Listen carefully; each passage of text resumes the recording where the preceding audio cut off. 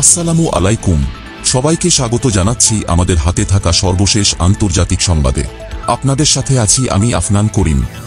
৩ বছরের বেশি সময় ধরে চলা ইউক্রেন রাশিয়া যুদ্ধ আজ শুধুমাত্র গোলাবারুদের নয়, বরং একটি নির্মম ভণ্ডামির রণক্ষেত্রে পরিণত হয়েছে, যেখানে একদিকে প্রতিদিন বিস্ফোরণে ছিন্নভিন্ন হচ্ছে শিশুর শরীর, অন্যদিকে কূটনীতির নামে চলছে প্রতারণার এক আন্তর্জাতিক মঞ্চায়ন, যেখানে বাস্তব শান্তির সম্ভাবনার চাইতেও বেশি স্থান দখল করে আছে মিথ্যাচার, রাজনৈতিক সুবিধা এবং রাষ্ট্রনায়কদের আত্মকেন্দ্রিকতা।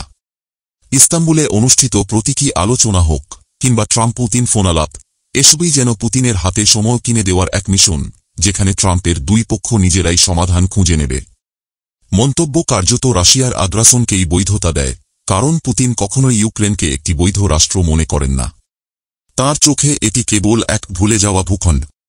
আর জেলেনস্কিকে রাষ্ট্রপ্রধান হিসেবে স্বীকৃতি দেওয়া মানেই তাঁর সাম্রাজ্যবাদী প্রকল্পে ছিদ্র সৃষ্টি, তাই আলোচনা এড়ানোই তাঁর নীতি। কিন্তু বাস্তবতা হল ৩ বছর ধরে ইউক্রেন সাহসিকতার প্রতিচ্ছবি হয়ে দাঁড়িয়েছে।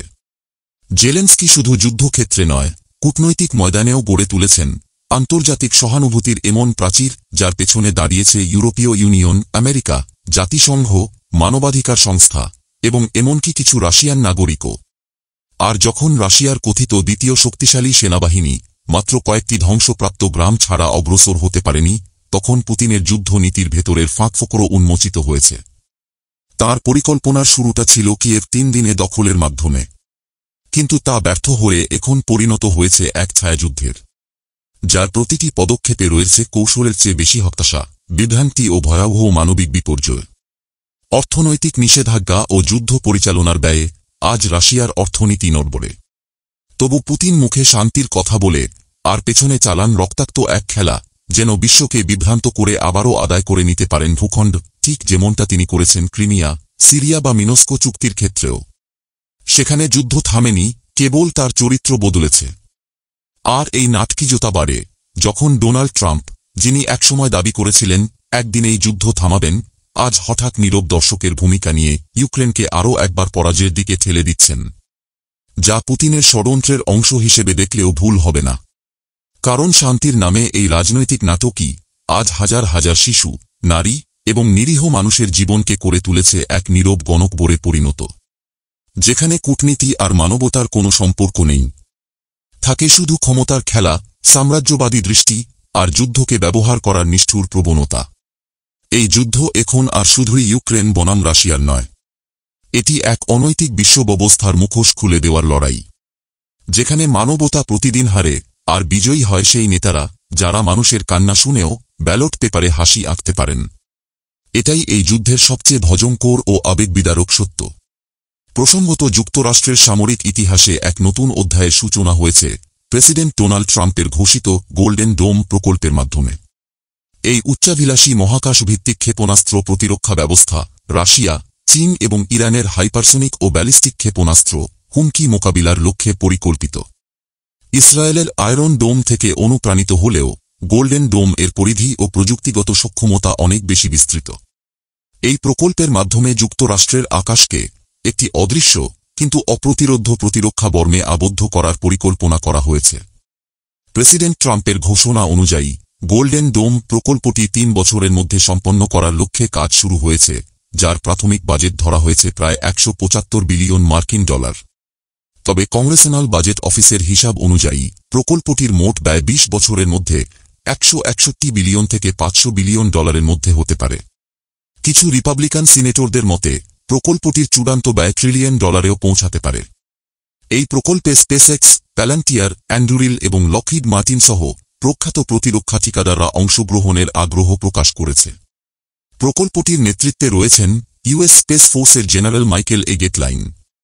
গোল্ডেন ডোম এর মূল পরিকল্পনায় রয়েছে মহাকাশে শত শত স্যাটেলাইট স্থাপন, যা ইনফ্রারেড লেজার প্রযুক্তির মাধ্যমে শত্রুপক্ষের ক্ষেপণাস্ত্র শনাক্ত ও ধ্বংস করতে সক্ষম হবে। এই প্রযুক্তি আয়রন ডোম এর তুলনায় অনেক বেশি কার্যকর ও সাশ্রয়ী হবে বলে আশা করা হচ্ছে।